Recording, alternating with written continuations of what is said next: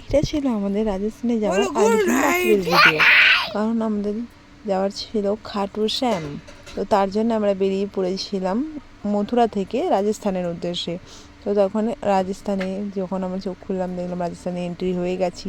তারপরে হোটেলে চলে এলাম, হোটেলে এসে কিছু খেয়ে নিলাম টুকটাক খাওয়ার পরে আমি এখানে ফ্রি হয়ে তারপরে গেছিলাম একটুখানি ছাদে পুরো চারিদিকের ভিউটা নেওয়ার জন্য রাজস্থানের। যেহেতু আমি ফার্স্ট টাইম গেছি, তো এনজয় তো করতেই হবে না।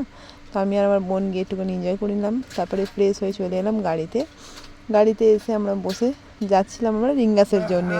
তো রিঙ্গাসে গিয়ে আমরা ঘুরে টুরে দেখলাম এখানে আমাদের যে নিশান নেওয়ার ছিল, নিশান ওখান থেকে নিয়ে আমরা রিঙ্গাসের মন্দিরটায় পুজো করে নিলাম।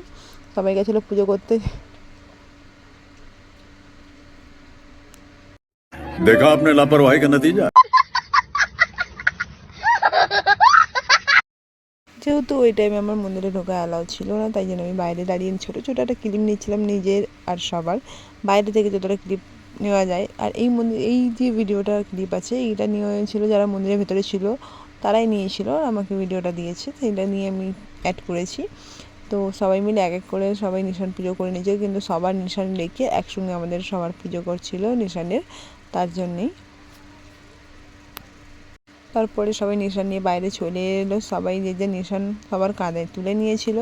তো কারণ পুরো রাস্তাটা কাঁধে করে নিশান নিয়ে যেতে হয়, কোথাও রাখা যায় না, তোমরা সবাই জানো। আর এটা হলো ভোরবেলার ক্লিপ, আর এটা ভোরবেলাটা অসাধারণ লাগছিল দেখতে। তারপরে যে আমরা যে পৌঁছালাম, পা প্রচণ্ড ব্যথা ছিল, অনেক কষ্টও হচ্ছিল, কিন্তু মনে একটা আশা ছিল কি বাবার কাছে যেতে হবে, মানে যেতে হবে। তো তাই নিয়ে আসা নিয়ে আমরা আরও পুরো মেলাটা আস্তে আস্তে ঘুরলাম কভার করে। তারপরে চলে গেলাম লাইন বিশাল ছিল, কিন্তু মনে একটাই কথা ছিল, হারিকার সাহারা বাবা সাহেব হামারা। এইটাই ভাবলেই মানে পায়ের যে ব্যথা, মনের যেটা কষ্ট, ওটা একটুখানি দূর হয়ে যাচ্ছিলো, মানে অনেকটাই দূর হয়ে যাচ্ছিলো।